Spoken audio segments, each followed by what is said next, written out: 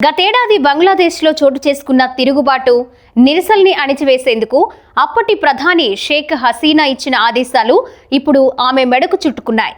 బంగ్లాదేశ్లో నిరసనలు వెల్లువెత్తడంతో హసీనా దేశం వదిలి పారిపోయారు. ఆమె బంగ్లా రాజధాని ఢాకా నుంచి నేరుగా భారత్ కు వచ్చి తలదాచుకున్నారు. నాటి నుంచి హసీనా భారత్ లో ఆశ్రయం పొందుతున్నారు. అయితే ఆమెపై నేరాల్ని విచారించిన అంతర్జాతీయ నేరాల ట్రిబ్యునల్ హసీనాకు మరణశిక్ష విధిస్తూ తీర్పిచ్చింది. తీర్పు వెలువడిన వెంటనే హసీనాను తక్షణం తమకు అప్పగించాలని భారత్ ను బంగ్లాదేశ్ కోరింది. దీనికి విదేశాంగ శాఖ స్పందించింది. భారత్ లో ఉన్న నేరస్తుల అప్పగింత ఒప్పందం ప్రకారం షేక్ హసీనాను వెంటనే అప్పగించాలని భారత విదేశాంగ శాఖను బంగ్లాదేశ్ కోరింది. ఢాకాలోని అంతర్జాతీయ నేరాల ట్రిబ్యునల్ తీర్పు వెలువడిన వెంటనే భారత్తో సంప్రదింపులు ప్రారంభించిన బంగ్లాదేశ్ విదేశాంగ శాఖ కీలక విజ్ఞప్తి చేసింది. ద్వైపాక్షిక అప్పగింత ఒప్పందం ప్రకారం భారత్ దీనికి బాధ్యత వహించాలని కోరింది. గతేడాది జులైలో జరిగిన హత్యలతో ముడిపడి ఉన్న మానవత్వానికి వ్యతిరేకంగా చేసిన నేరాలకు మాజీ ప్రధానిని దోషిగా తేల్చినట్లు బంగ్లాదేశ్ విదేశాంగ మంత్రిత్వ శాఖ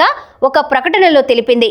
హసీనాకు ఆశ్రయం కల్పించే ఏ దేశమైనా న్యాయం పట్ల నిర్లక్ష్యం వ్యవహరిస్తున్నట్లేనని బంగ్లాదేశ్ విదేశాంగ శాఖ ఘాటు వ్యాఖ్యలు కూడా చేసింది. కాబట్టి భారత ప్రభుత్వం వెంటనే హసీనాతో పాటు ఆమె కుమారుడిని కూడా బంగ్లాదేశ్ అధికారులకు అప్పగించాలని కోరింది. ప్రస్తుతం అమల్లో ఉన్న ఒప్పందం ప్రకారం ఈ అప్పగింతను తప్పనిసరి విధి అని పేర్కొంది. ఆరోపణల తీవ్రత, ట్రిబ్యునల్ తీర్పులను బట్టి భారత్ తన చట్టపరమైన కట్టుబాట్లను గౌరవిస్తుందని బంగ్లాదేశ్ ఆశిస్తున్నట్లు అధికారులు తెలిపారు. ఈ ప్రకటన వెలువడిన కొన్ని గంటల్లోనే భారత్ స్పందించింది.